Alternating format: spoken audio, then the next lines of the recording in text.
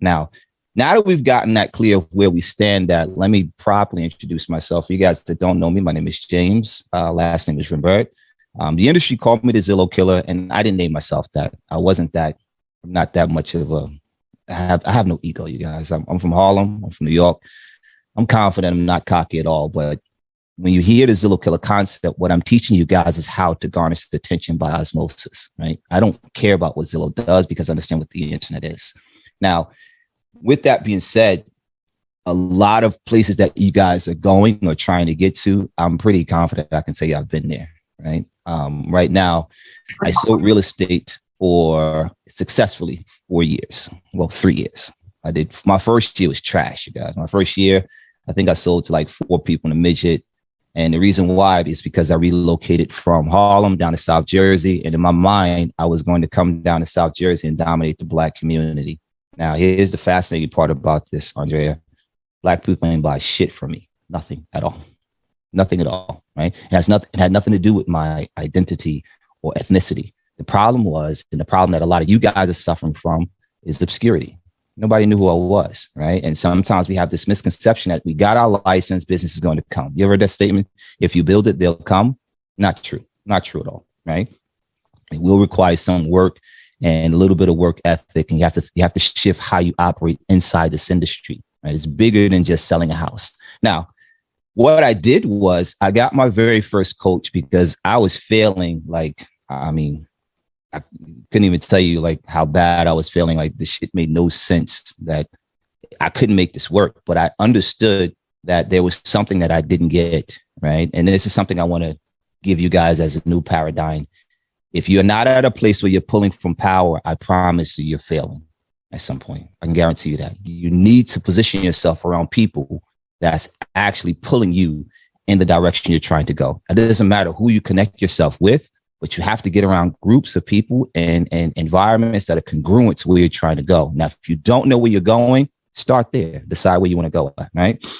So I got my very first coach, and my very first coach was Joshua Smith. If you guys ever heard of Joshua Smith, GSD mode, if you don't, look him up. And I don't even know if he even coaches anymore. I think he does other stuff. But anyway, he's my very first coach. And what he said to me was, and what he helped me understand was the paradigm, right? Wasn't my skills. It wasn't anything. Purely, nobody knew who I was. So how do we make people know who you are? He told me how to do video, right? That was he preached that heavy. Got to do video. Matter of fact, how I seen him was through video.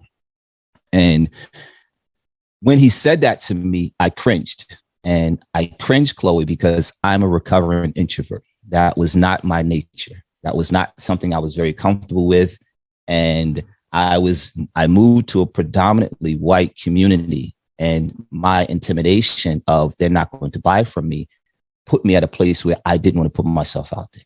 Now, I'll hip you guys to game when I talk about that. I think you guys can see I'm very transparent, right? When I started doing video, my business grew year 2 to practically nothing year 1. Going into year 2, I bodied my emotions and did what I needed to do. Right? I stopped focusing on how I felt, and I started implementing on what had to get done. Right? The whole point of me paying for coaching is to listen and get information.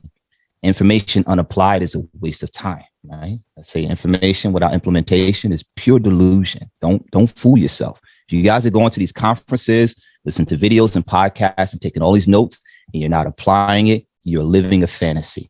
And I promise you, as long as you live that fantasy, you are robbing your future self, right? I can guarantee you, if you're not applying yourself with some of the stuff that Jaime's putting in front of you, in the next 6-7 months, you'll start to feel it. So when things are like slow, that concept of feast or famine, when you see that, remember what I just said here, right? And I started to put myself out there, and my business went to 10 million in sales my second year.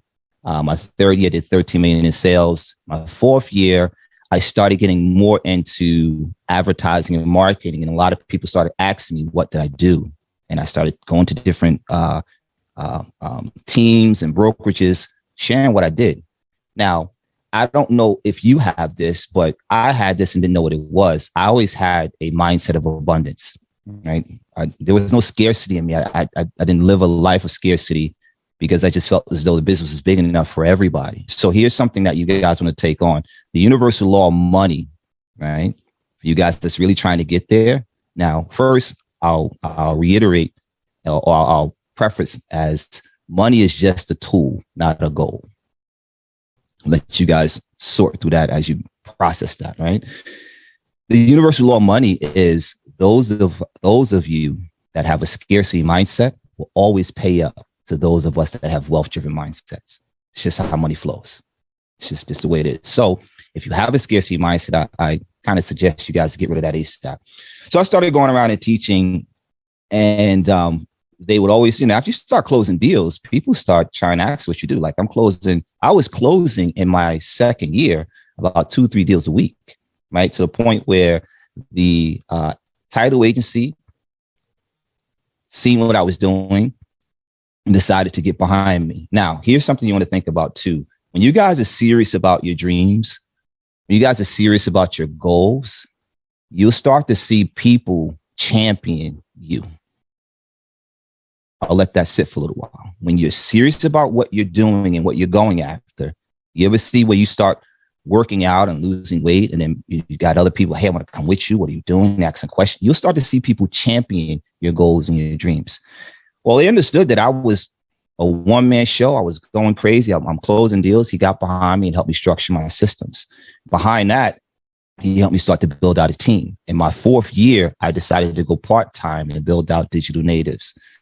Digital Natives, as of today, from 2016 up until today, we're projected to do over 8 figures going into this year, right? We aimed for it last year, but we missed it. Projection is for this year is 8 figures. In 2019, I was able to do my first acquisition of a company called ROAS Consulting. We bought our very first company. It's a subset of what Digital Natives is. Digital Natives service well over 300 plus real estate teams and brokerages worldwide, where we take all of the ad spend and advertising. And I share that not to brag, but this will set me up for where we're going when I talk about marketing and advertising, right? And it's very clear. I want you guys to catch the duality between marketing and advertising.